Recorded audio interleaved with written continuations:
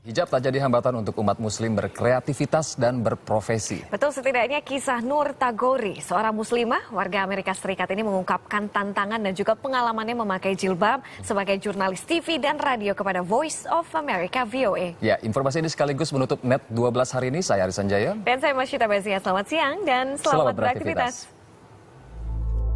Essentially, the focus of Islam and being a Muslim is focusing on building your character and becoming a better person.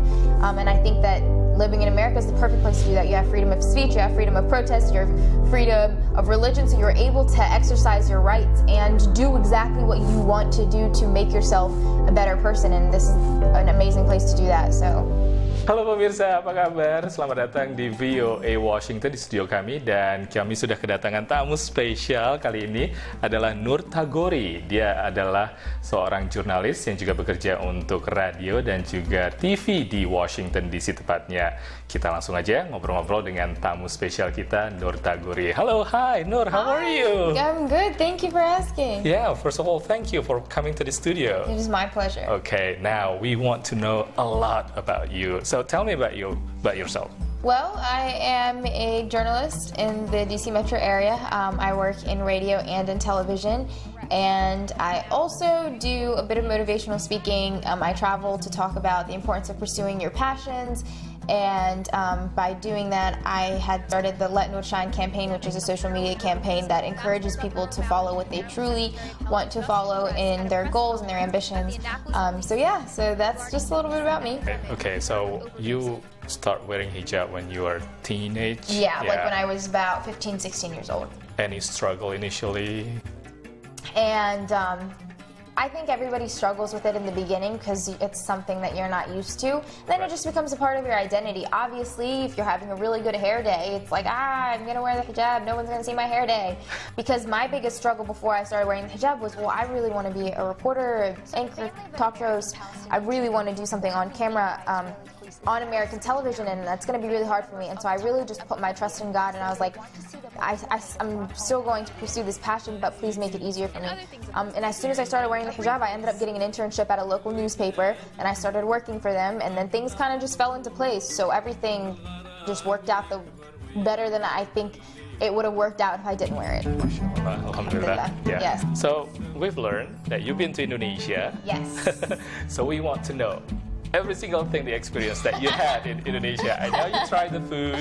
You've been to so many different villages too. I mean, yes. Tell us, what is it? So I went to Indonesia to study environmental sustainability with a grad school program.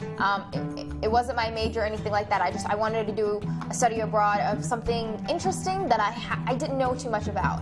It was a hard course, but I learned so much.